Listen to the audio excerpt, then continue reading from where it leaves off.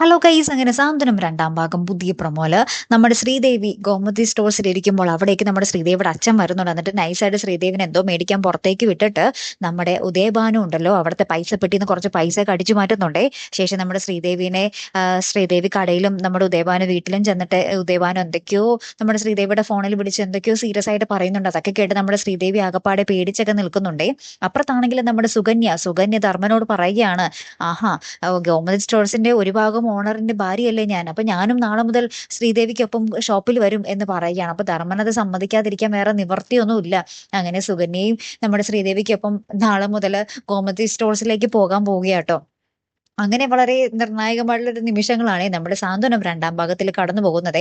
അപ്പുറത്ത് ആനന്ദാണെങ്കിലും ചോദിക്കുന്നുണ്ട് നമ്മുടെ ശ്രീദേവിയുടെ അടുത്ത്, നീ എന്ത് ധൈര്യത്തിനാടി കടയിലേക്ക് പോയത്? നീ ഇത്രയും കള്ളത്തരങ്ങൾ ചെയ്തു കൂട്ടിയിട്ട് നീ ഇപ്പൊ കടയിൽ പോയി ഇരിക്കുന്നോ എന്നൊക്കെ പറഞ്ഞ് നമ്മുടെ ആനന്ദും ഭയങ്കരമായിട്ട് നമ്മുടെ ശ്രീദേവിയുടെ അടുത്ത് ചൂടാകുന്നുണ്ട്.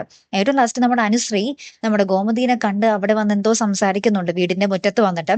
അപ്പൊ ഗോമതിക്കാണെങ്കിലും നമ്മുടെ അനുവിനെ കണ്ടിട്ട് ഭയങ്കര ദേഷ്യം കയറിയിട്ട് കയ്യിലുണ്ടായിരുന്ന ബക്കറ്റിലെ വെള്ളം നമ്മുടെ അനുശ്രീയുടെ മുഖത്തേക്ക് ഇങ്ങനെ കുത്തിയൊഴിക്കുന്ന ദൃശ്യങ്ങളാട്ടോ കൂട്ടുകാരെ ഏറ്റവും ഒടുവിൽ നമുക്ക് കാണുവാൻ സാധിച്ചതേ. കാത്തിരിക്കാട്ടോ അടുത്തൊരു വീഡിയോ വരുന്നത് വരയ്ക്കും. Good bye.